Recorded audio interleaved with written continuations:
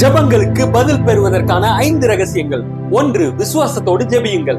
நீங்கள் விசுவாசம் உள்ளவர்களாய் ஜெபத்திலே எவைகளை கேட்பீர்களோ அவைகளை எல்லாம் பெறுவீர்கள் என்று மத்தேயு 21 அதிகாரம் 22 வசனம் கூறுகிறது. ஜெபமும் விசுவாசமும் ஒன்றோடொன்று இணைந்திருக்கின்றன. 2.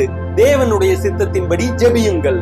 நாம் எதையாகிலும் அவருடைய சித்தத்தின்படி கேட்டால் அவர் நமக்கு செவி கொடுக்கிறார் என்பதே அவரை பற்றி நாம் கொண்டிருக்கிற தைரியம் என்று 1 யோவான் 5 அதிகாரம் 14 வசனம் கூறுகிறது.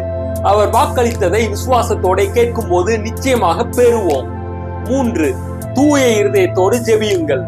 என் இருதயத்தில் அக்கிரம சிந்தை கொண்டிருந்தேனானால் ஆண்டவர் எனக்கு செவி கொடார் என்று சங்கீதம் 66 அதிகாரம் 18 வசனம் கூறுகிறது.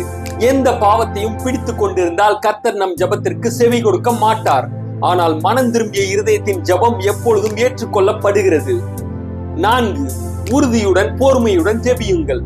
சோர்ந்து போகாமல் எப்பொழுதும் ஜெபம் பண்ண வேண்டும் என்பதை குறித்து அவர்களுக்கு அவர் ஒரு உவமையை சொன்னார் என்று லூக்கா 18 அதிகாரம் 1 வசனம் கூறுகிறது. ஜெபிக்கும் போது நாம் பரிசுத்த ஆவியின் தூண்டுதலினாலே ஜெபிக்க வேண்டும். இதுவே தொடர்ந்து ஜெபம் செய்வதற்கு வழிவகுக்கும். பதில் தாமதமாக இருந்தாலும் தேவன் கைவிடுகிறதில்லை. 5. நன்றி செலுத்தி ஒப்பு கொடுத்து ஜெபியுங்கள். நீங்கள் ஒன்றுக்கும் கவலைப்படாமல் எல்லாவற்றையும் குறித்து உங்கள் விண்ணப்பங்களை ஸ்தோத்திரத்தோட கூடிய ஜெபத்தினாலும் வேண்டுதலினாலும் தெரியப்படுத்துங்கள் என்று பிலிப்பியர் 4 அதிகாரம் 6 வசனம் கூறுகிறது. ஜெபத்தில் நம் விண்ணப்பங்கள் அனைத்தும் நன்றியுடனே கலந்திருக்க வேண்டும். நம் சுமைகளை தேவனிடம் வைத்துவிட்டு அவர் மேல் நம்பிக்கை வைக்க வேண்டும். நன்றி உணர்வு விசுவாசத்தை பலப்படுத்துகிறது. இந்த 5 காரியங்களும் உங்கள் ஜெபத்தில் இருந்தால் தேவன் உங்களுக்கு பதிலளிப்பது நிச்சயம்.